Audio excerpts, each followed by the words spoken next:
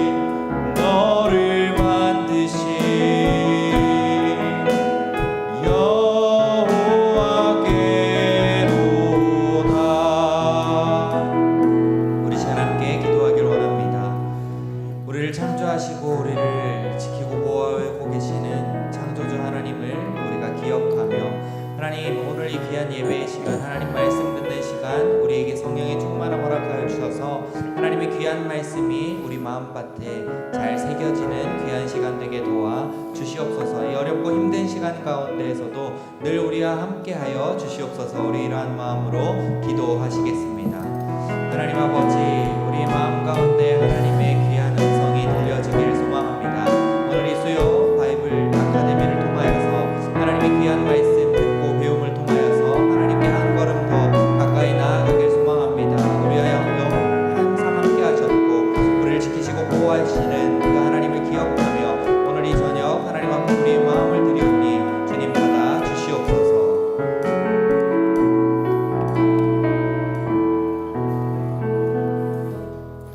하나님, 사방을 둘러보아도 온통 우리를 뒤덮고 있는 높은 산들밖에 보이지 않는 그런 시간을 보내고 있습니다.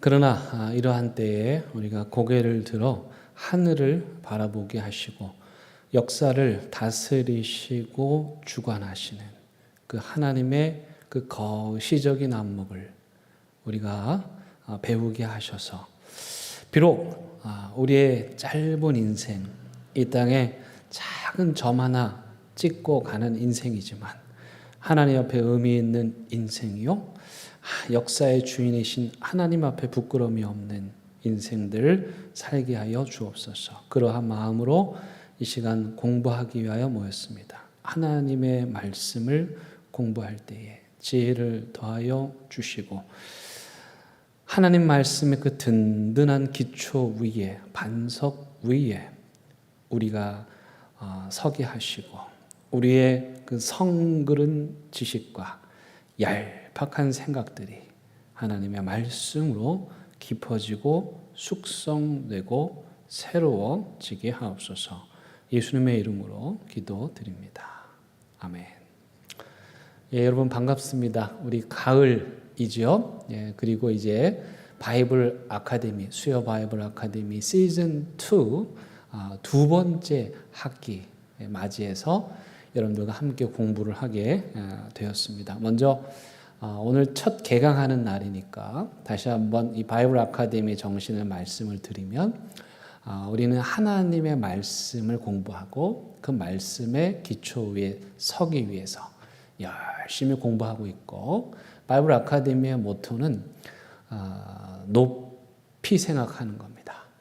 깊이 생각하는 겁니다. 그리고 높이 살아가는 것입니다. 하나님 말씀을 심사숙고하고 그리고 그 말씀을 따라서 높고 고상한 삶을 살아가는 것. 이게 바이블 아카데미의 목표이죠. 그러기 위해서 여러분들에게 주어지는 숙제가 있습니다. 뭡니까? 성경을 읽는 것입니다. 이번 학기 공부할 성경은 사도행전인데요. 이 한 권의 사도행전을 여러분들이 처음부터 끝까지 다 읽으시면 되겠습니다. 우리가 원래 그 성경 읽기 그룹이 있거든요. 근데 코로나 때문에 모이지 못하게 됐는데 제가 오늘 통화하다 보니까 그 어떤 그룹은 모이지 못하지만 계속해서 성경 읽기를 하고 있다고 합니다. 그러니까 여러분들도 구역 또 선교회 또 원래 같이 성경을 읽으셨던 분들과 함께 이번에 사도행전을 읽고 또 읽고 여러 버전으로 다양하게 읽어서 이 사도행전 속에 들어있는 그 역사의 주인이신 하나님을 우리가 바라보려고 합니다. 그래서 화면을 좀 보여주시면 이번 학기 제가 오늘은 좀 화면을 여러분들에게 길게 보여드리면서 공부를 하도록 하겠습니다. 제 얼굴이 안 보여도 너무 서운해하지 마시기 바랍니다. 사도행전 그리고 2000년 교회 역사의 길을 묻다. 제목이 좀 거창하죠. 그런데 제가 이걸 일부러 뽑은 건 아니고 지금 우리가 처한 현실이 이 코로나라고 하는 전대미문의 그야말로 상상할 수도 없는 이 현실 앞에서 우리가 어디로 어떻게 가야 되나, 그 길에 대한 해답을 지난 2000년 교회의 역사, 그 역사를 공부하면서 좀 찾아보려고 합니다. 여러분 요즘에 TV를 보니까 저분 많이 보셨죠? 설민석 선생님이신데 역사 선생님이십니다. 그런데 역사 강의를 정말 잘하시고요. 열정적으로 하시고요. 사람들에게 감동을 주는 그런 강의를 하십니다. 소위 말해서 어마어마하게 뜨신 분이죠. 저분 때문에 그 역사가 이제 많은 사람들에게 관심을 갖게 됐고, 그리고 또 소위 말해 역사의 부흥기라 할 정도로 많은 사람들이 역사에 관심을 갖게 됐는데요. 물론 저분이 탁월해서인 것도 있어요. 하지만 여러분, 사람들이 어떤 때 역사에 관심을 가지는 줄 아십니까? 그거는 시대가 어려울 때요.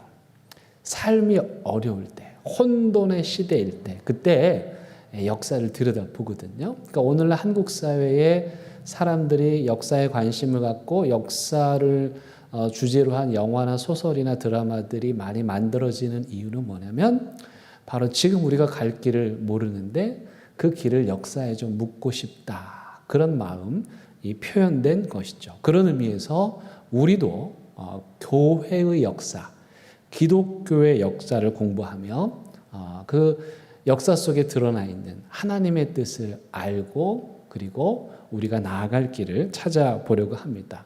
저도 이번에 강의가 저 설민석 선생님처럼 여러분들에게 쉽고 또 재미있고 감동을 주는 그런 강의가 되도록 노력을 하겠습니다. 사실 제 마음이 많이 지금 설레입니다. 왜냐하면 제가 역사를 참 좋아하거든요. 그런데 너무 방대해요. 2000년 기독교 역사를 다루기엔 너무 방대해서 나중에 해야 되겠다, 그리고 미뤄놨고, 이렇게 빨리 여러분들과 우리 기독교 역사를 공부하게 될 줄은 몰랐어요.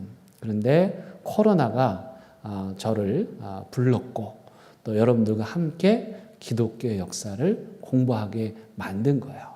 그래서 이번 학기에는 여러분들과 함께 매주마다 지난 2000년 기독교에는 도대체 어떤 일이 있었는가 함께 공부하려고 합니다.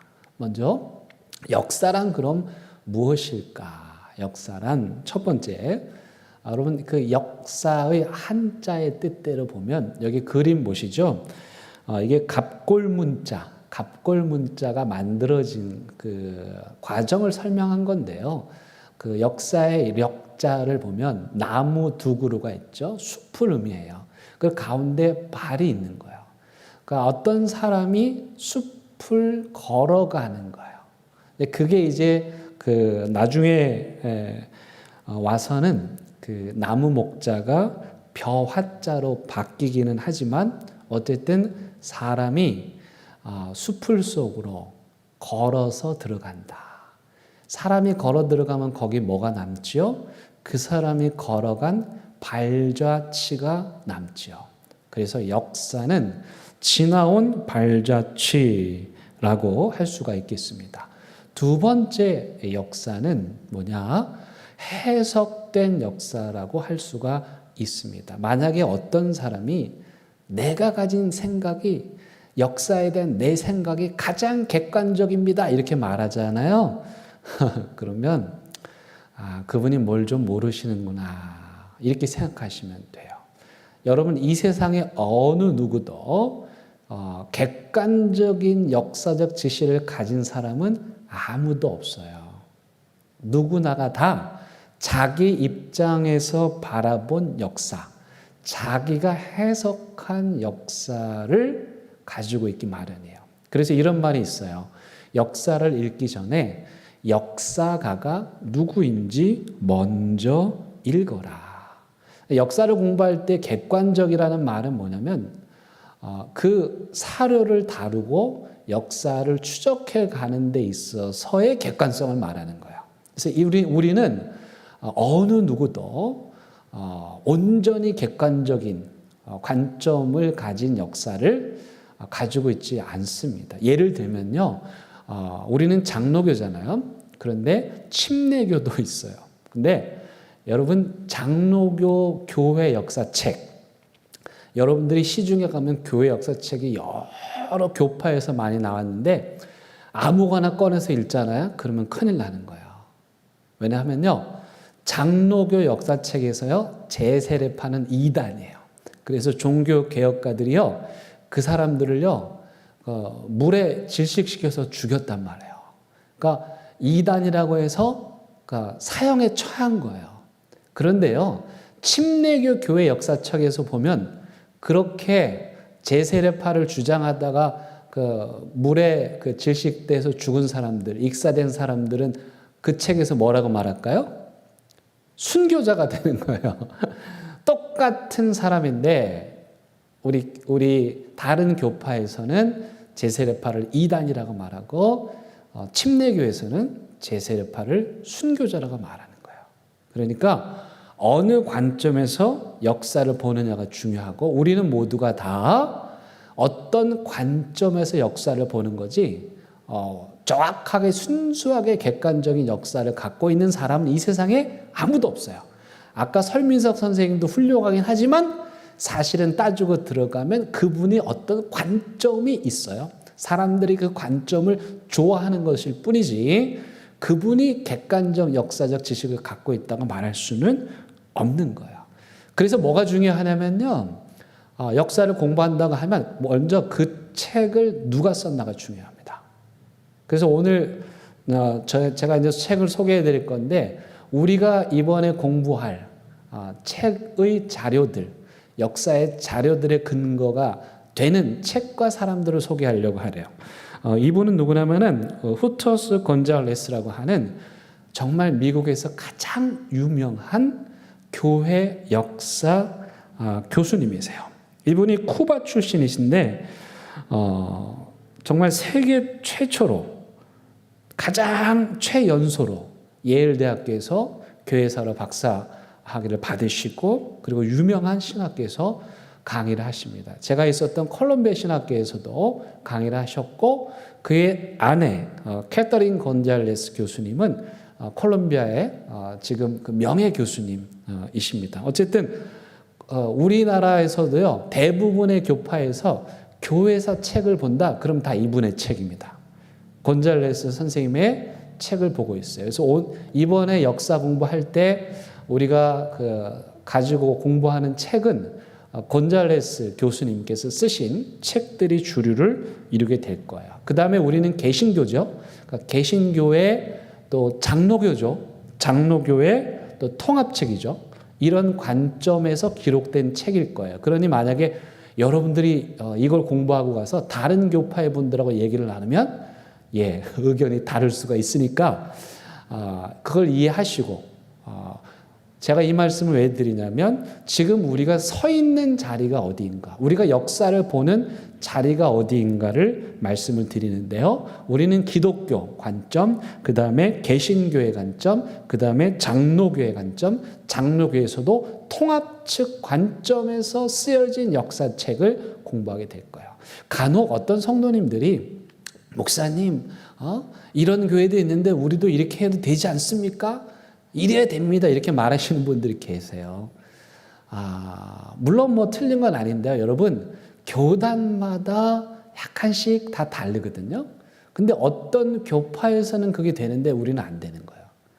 가령 침례교는 오늘날도 다른 교파에서 세례받은 사람이 가잖아요. 그러면 거기 가면 다시 세례받아야 돼요. 여러분들이 침례교 가시잖아요. 그러면 뭐 세례교회가 아니라 그 무엇이라도 다시 세례를 받아야 돼요. 그러나 우리 교단에서는 그렇지 않아요.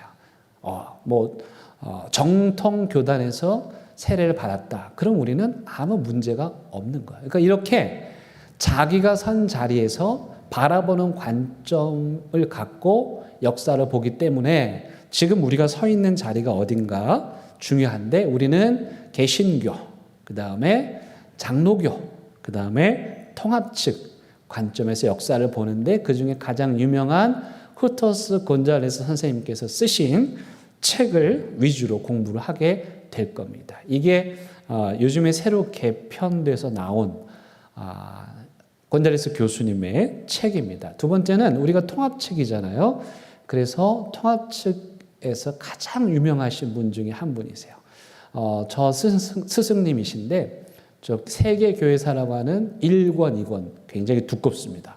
이따가 보여드릴 텐데 이 책이 우리 교단 교회 역사 책으로는 최고의 책이고 또 한국에서도 유명한 책입니다. 정말 훌륭한 교수님이신데 다만 좀 수업이 좀 졸린다는 단점은 있었습니다. 어쨌든 이것이 우리의 교재가 될 거고요. 그 다음에 세 번째는 조금 우리 교단 밖에 있지만 그러나 비교적 그 건강한 관점을 가지고 있는 최종원 교수님의 책을 참고하게 될 겁니다. 제 얼굴 보고 싶으시죠? 화면 잠깐 내려주시고 제가 이 시간에 책을 좀 소개해 드리겠습니다. 여기 좀 비출 수 있나요?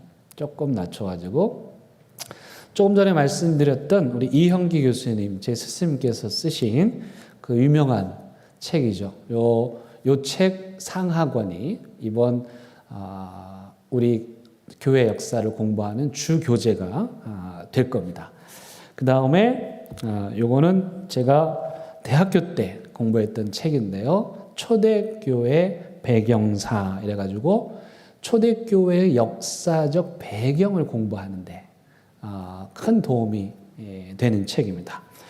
그 다음에 이 책은 영어 원서인데 제가 대학교 다닐 때 본 책인데 이게 왜 중요하냐면 이건 역사를 서술한 게 아니라 초대교회에 있었던 실제 문서의 원본이에요.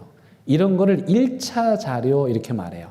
여기에는 교황이 써서 보낸 편지, 유명한 교부들이 써서 보낸 편지, 또는 그 로마 제국에서 기독교를 바라보는 관점, 그런 오리지널 텍스트들을 묶어가지고 모아놓은 책입니다. 그래서 초대교회에 어떤 일이 있었는지 그 분위기를 파악하는데 매우 유용한 책입니다. 그리고 요건 아까 말씀드렸죠. 최종원 교수님 책이고요. 그 다음에 최근에 박경수 교수님께서 교회사 클래스라고 하는 책을 쓰셨는데 이거 좀 참고 정도만 할 거고요.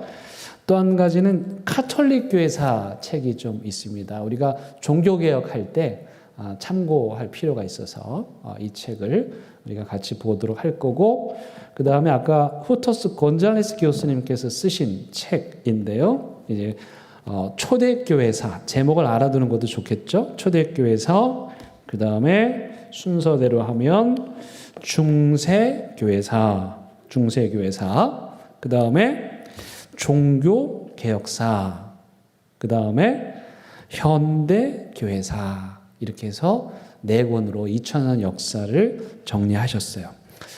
그리고 또 초대교회를 이해하려고 하면 어쩔 수 없이 로마 역사를 좀 공부를 해야 됩니다. 그래서 그 아주 유명한 책이죠. 에드워드 기본의 로마 제국 세망사, 그리고 그 펄 존슨의 유대인의 역사라고 하는 책도 그 기독교의 탄생의 뿌리를 추적하는데 참고하려고 합니다.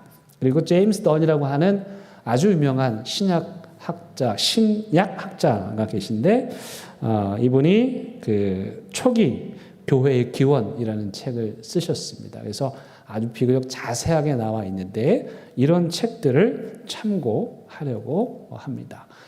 여러분들이 이걸 다 보셔야 되느냐? 그럴 필요는 없고 제가 조금 수고를 해서 아주 쉽게 잘 정리해서 말씀을 드리겠습니다. 이제 화면 다시 한 번 더 봐주시면, 그렇다면 우리가 왜 역사를 공부하는가? 왜 역사를 공부해야 하는가? 첫 번째는요, 자각입니다. 자각. 현재 우리의 모습을 보기 위한 거예요. 역사는 거울과도 같아서 그 거울 앞에 우리 자신을 비추면 우리의 모습을 볼 수 있게 되죠. 여러분, 거울을 보지 않고 살면 자기 자신의 얼굴에 뭐가 묻었는지 모르죠? 그러다 보면 교만하게 돼요.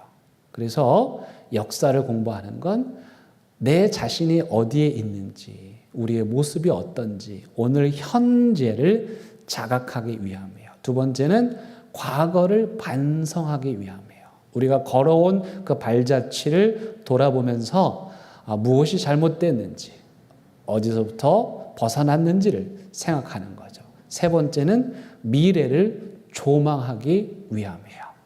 현실을 객관적으로 바라보면서 과거를 반성하고 그리고 미래로 나아가기 위해서 역사를 공부하는 거죠. 결국 과거의 역사, 즉 그때 거기에서 있었던 이야기를 오늘 우리 삶으로 끌어와서 앞으로 나아갈 길을 밝히기 위해서 역사를 공부하는 것입니다. 그러면 세 번째 기독교 역사란 뭘까? 기독교라는 말이 왔고 역사라는 말이 좀 붙었죠. 제가 이전까지는 역사에 대한 이야기를 했다면 이제부터는 기독교가 붙었어요. 그러니까 기독교 역사란 뭐냐? 이건 첫 번째는 성령 하나님과 인간과의 역사입니다. 기독교 역사는 하나님께서 인간의 역사 속에 개입하셔서 이 역사의 그 한복판에 오셔서 우리와 함께 써나간 책, 이게 바로 역사책이에요. 두 번째는 기독교 역사는 점진적인 창조입니다. 한 번으로 완성이 된 것이 아니라 계속해서 점진적으로 하나님의 새 창조의 역사를 이루어가는 것, 이게 기독교의 역사입니다. 세 번째는요, 기독교의 역사란 시작과 끝이 있어요. 이따 다시 보여드릴 텐데 그런 걸 직선사관이다 이렇게 이야기를 합니다. 그 교회의 역사의 시작과 끝은 그럼 누구냐? 바로 예수 그리스도이십니다. 그런데 이 기독교의 역사가 직선으로 가긴 하는데 그냥 반드시 직선으로 가는 게 아니고요. 진자 운동을 하면서 갑니다. 이게 뭔지 조금 이따 소개를 해드릴게요. 먼저 기독교의 역사는 이렇게 쉽게 직선사관이라고 말할 수 있습니다. 저 화살표를 보십시오. 어디인가에 시작이 있죠. 하나님이 창조점입니다. 그 다음에 앞으로 화살표가 있죠. 계속해서 미래를 향해서 앞을 향해서 나아갑니다. 그런데 저게 계속되는 건 아니고 언젠가 끝이 있는 거예요. 그래서 기독교의 역사의 저 출발점은 예수 그리스도의 승천입니다. 그 다음에 저 끝은 예수 그리스도의 재림이에요. 예수님께서 하늘나라 가셨죠? 그런데 그분이 다시 오시는, 그러니까 예수님의 떠나심과 예수님의 다시 오실 사이의 시간, 이게 바로 기독교의 역사인데 이 기독교의 역사는 그래서 일직선으로 화살표 앞을 향해서 나아가는 모양을 취하고 있는 거예요. 그런데 사실 저 화살표를 자세히 들여다보면 똑바로 가지 않고 진자 운동을 합니다. 여러분 진자가 뭔지 아시죠? 옛날 시계의 추 있잖아요. 진자 운동은 한쪽으로 최대한 높이 가요. 그러면 어떻게 또다시 반대편으로 최극단으로 가는 거예요.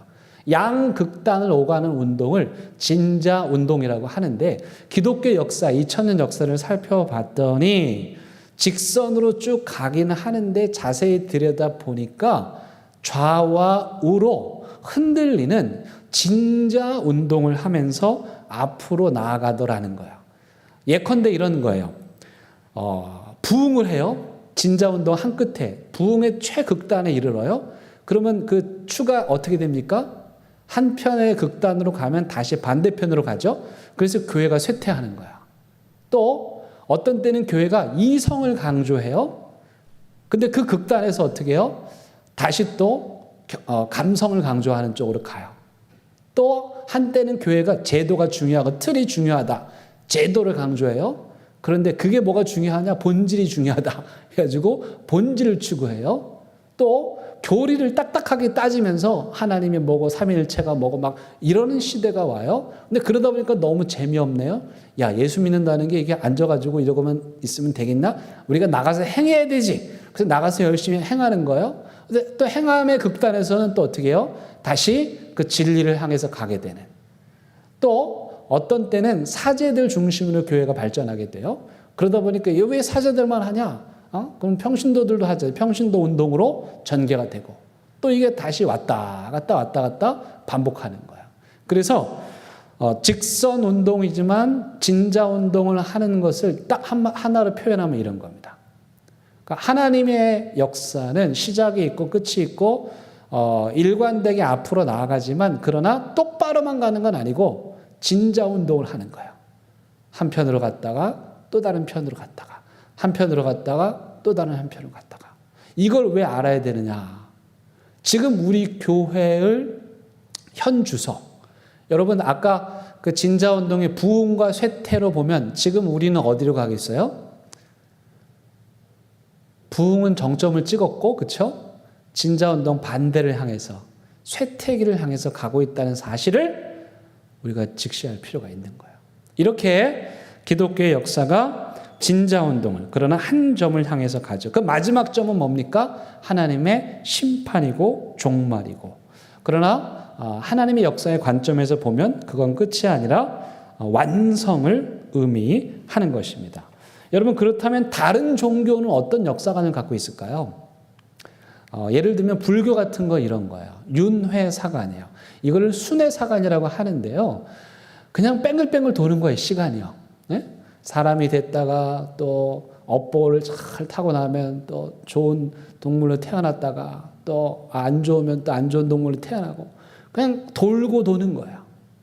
이런 순환사관, 윤회사관을 가진 종교나 사람들은 어떠냐면은 사회적 책임의식이 결여가 돼 있어요. 우리가 뭐 할 상관이 없다 이거죠. 그냥 알아서 시간이 돌아간다 그런 거예요. 그러나 기독교 역사의 관점은 그렇지 않고 하나님이 역사의 주인이시지만 우리가 하나님과 함께 이 역사를 이끌어간다. 그래서 기독교에는 뭐가 있냐면 시대적 책임의식이 있는 거예요. 이런 걸 조금 유식한 말로 시대정신이라고 말해요. 여러분 꼭 기억해 두셔야 돼요. 기독교인들은 시대정신을 갖고 있어야 돼요. 그 시대에 무엇을 해야 될지 알아야 되죠. 그 시대의 정신을 이끌어갈 때 종교가 그 시대를 이끌어가는 거야. 근데 시대정신이 없어요? 그러면 종교가 추락하게 되는 거예요. 결국 인간의 정신이 영적인 힘이 이끌어가게 돼 있는데 그런 사회적 존재, 사회적 책임의식 이런 걸 시대정신이라고 한다고 말씀드렸죠. 그런 시대정신을 가진 종교가 그 시대를 이끌어갈 수 있는 거예요. 그래서 정리하면 기독교 역사의 시작과 끝, 그건 바로 예수 그리스도의 승천과 재림이라고 말씀드릴 수가 있습니다. 쉽죠? 근데 여러분 그 공부할 때 예전에 학교 다니면서 공부할 때 보면 AD, BC 이런 거 보셨죠? 이게 역사의 연대를 표기하는 거잖아요. 그래서 BC는 뭡니까? 예수님의 탄생을 기준으로 해서 예수님 태어나기 이전의 과거의 시대를 BC, Before Christ라고 해요.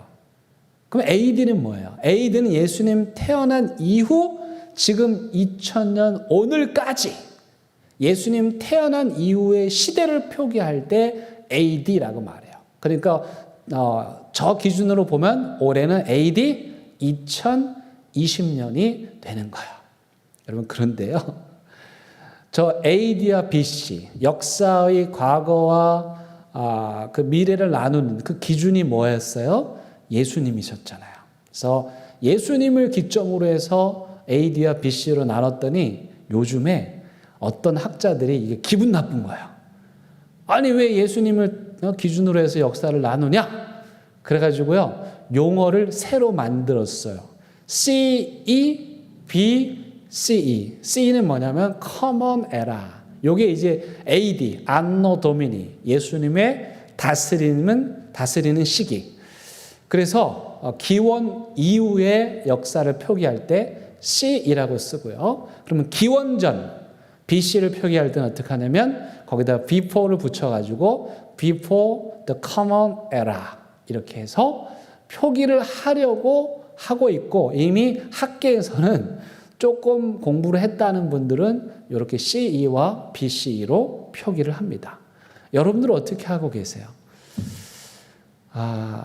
저는 그냥 사실 습관이 됐고 또 제가 그리스도인이기 때문에 AD, BC가 편해요. 또 그렇게 했으면 좋겠어요. 그런데 사실 학계에서는 이미 그 CE를 쓰는 이 바람이 거셉니다. 무슨 의미일까요? 무슨 의미일까요? 그만큼 기독교가 신뢰를 잃었다는 거예요. 학계에서도 기분 나쁘다 이거.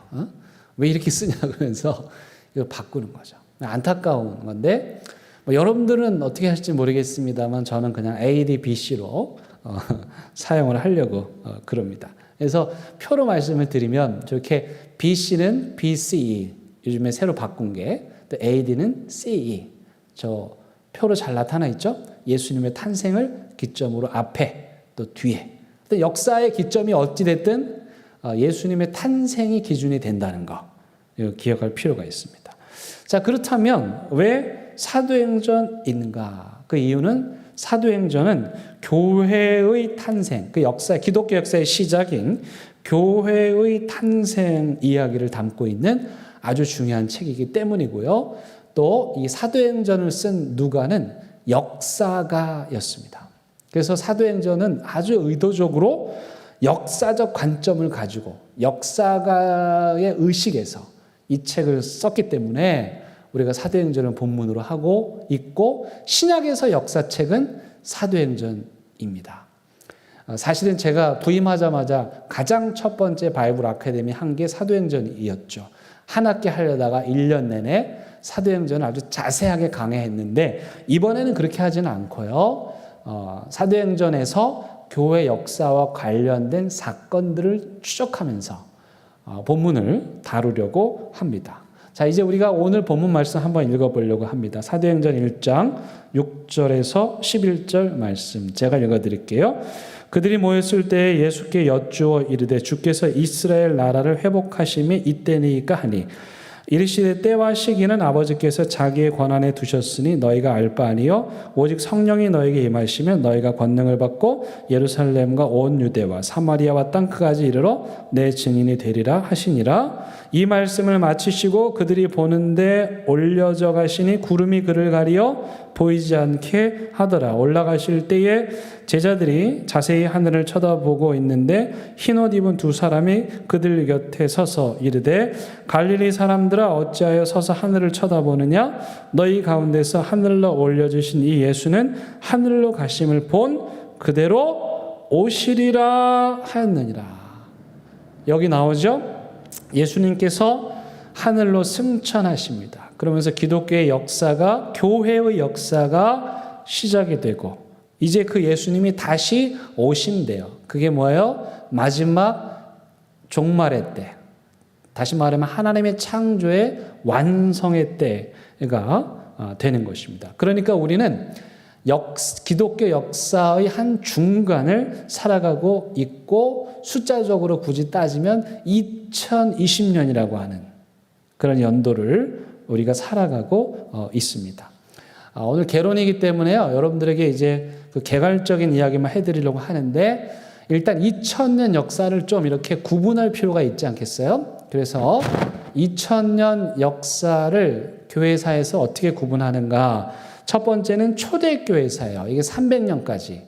그리고 그 다음에는 이제 제국이 기독교를 국교로 공인하는 시대. 그래서 제국교회 역사가 200년 동안 계속되고, 그 다음에 500년부터 1500년까지를 중세교회다 이렇게 말합니다.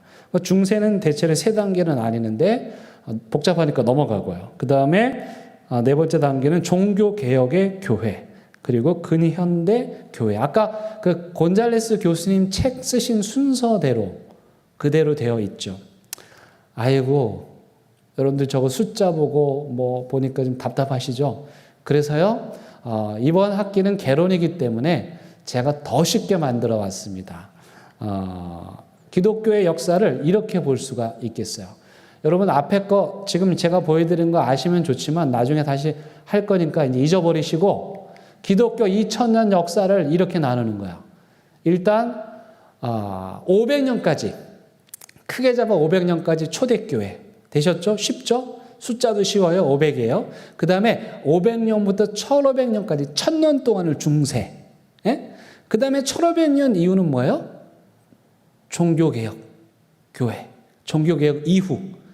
쉽죠? 2000년 역사 어떻게 나눈다고요? 500년까지는 뭐예요? 초대교회. 또 딱 떨어져요. 1500년까지는 뭐예요? 중세. 또 1500년 이후는 종교개혁 이후의 교회. 이렇게 구분하세요. 요거는 기억해 놓으셔야 돼요. 제가 요걸 가지고 순서대로 갈 거기 때문에 제가 초대교회입니다, 중세교회입니다, 종교개혁교회입니다 이렇게 이야기를 할 건데, 저 도표는 꼭 기억해 주시기를 바랍니다. 자, 그렇다면 기독교의 역사관은 한마디로 어떻게 정의할 수 있느냐? 구속사관이고 섭리사관입니다. 구속사관은 뭐냐? 하나님께서 우리를 구원하시고 우리의 죄를 속량하신다. 역사를 봤더니 2000년 역사를 봤더니 결국 하나님이 뭐 하셨냐? 인간들을 구원하시고 그들을 용서하시는 역사였다는 거야. 두 번째 섭리사관이에요. 우리 기독교인들이 보는 안경, 그건 뭐냐? 하나님의 섭리라는 거예요. 2000년 역사를 들여다봤더니 왜 그런 일이 있었을까? 다 하나님의 섭리였다는 거예요. 그러니까 이 하나님의 섭리를 믿고 이 섭리의 관점에서 역사를 우리가 바라봐야 돼요. 여러분, 이 두 개의 안경은 되게 중요합니다. 앞으로 이 두 가지의 안경을 가지고 제가 역사를 공부할 것이기 때문입니다. 근데 기독교인들이 바라보는 2000년 교회 역사를 바라보는 관점은 뭐냐? 아하, 이건 절망이 아니라 하나님이 우리를 구원하는 희망이다. 아하, 그때는 이해가 안 됐는데 이건 기가 막힌 하나님의 섭리였구나. 그래서 이스라엘 백성들을 광야로 보내신 거구나. 그게 하나님의 섭리예요. 하나님의 섭리는 나중에 드러나는 거예요. 그래서 우리는 이렇게 고백할 수 있어요. 역사의 주인이신 하나님. 한번 읽어볼까요? 성경이 하나님이 쓰신 은혜의 기록이라면 교회사는 하나님이 이 땅에서 이루신 산 증거이다. 여러분 고백해 보세요. 하나님이 역사의 주인이십니다. 하나님이 역사의 주인이십니다.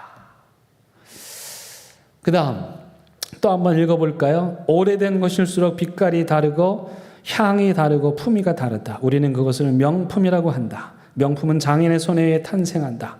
교회 역사는 하나님의 인류의 역사를 통해 빚으신 최고의 명품이다.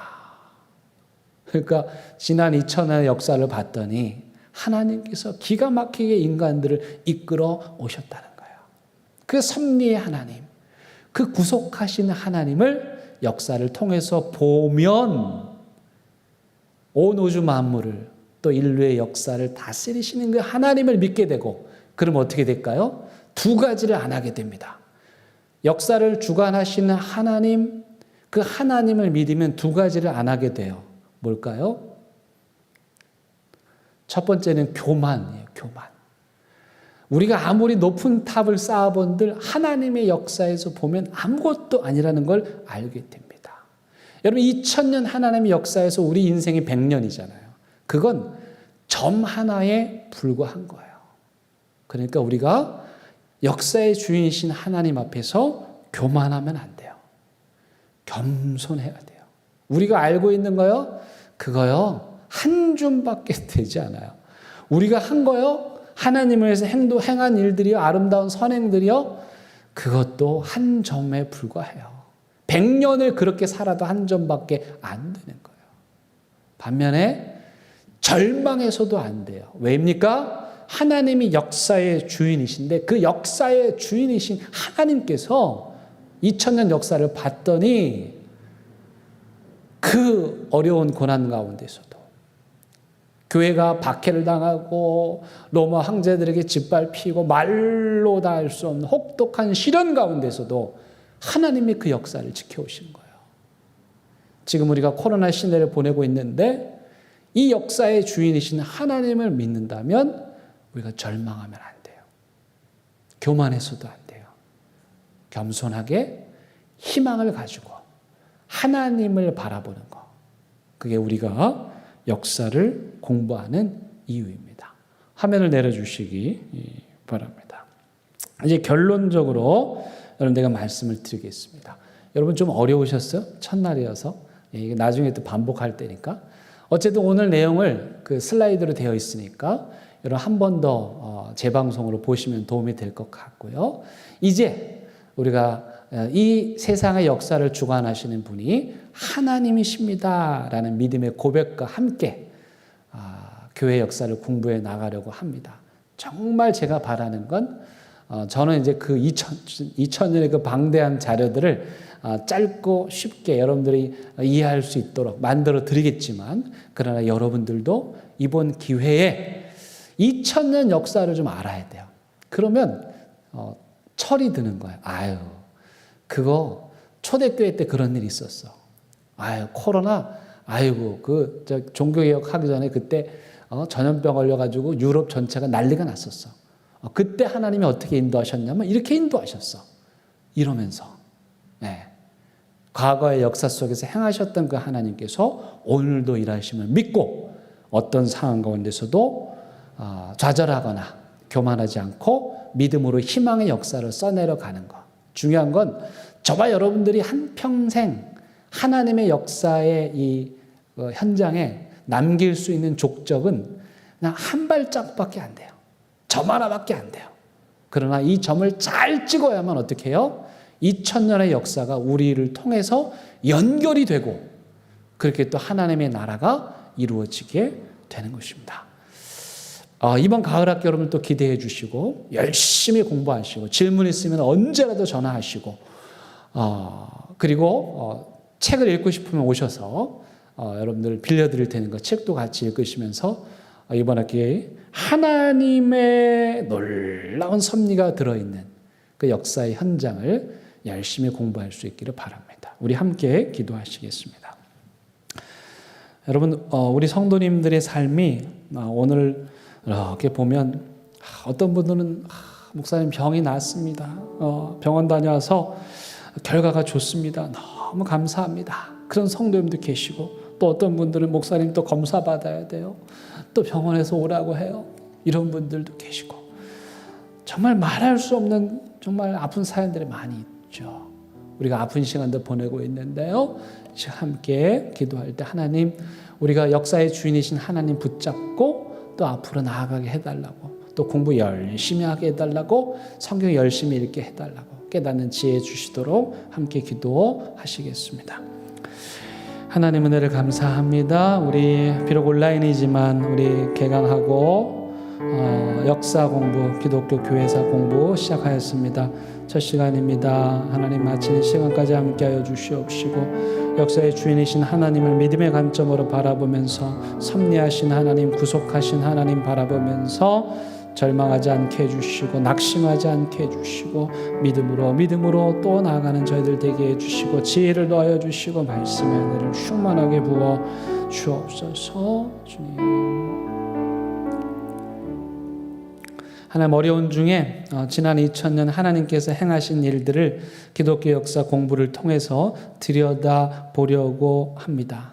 이미 지나간 일들이지만 그 일 속에 깊이 감추어진 하나님의 보석 같은 은혜들 발견하는 기쁨 이번 학기에 있게 하여 주시고 그래서 그 힘으로 역사의 주관자가 되시는 그 하나님을 믿고 어떤 상황 가운데서도 낙심하지 않고 또 교만하지도 않고 그렇게 그 하나님을 누리며 그 하나님과 함께 새로운 멋진 역사를 써내려가는 대형교 모든 성도들 다 되게 하여 주옵소서. 예수님의 이름으로 기도드립니다. 아멘.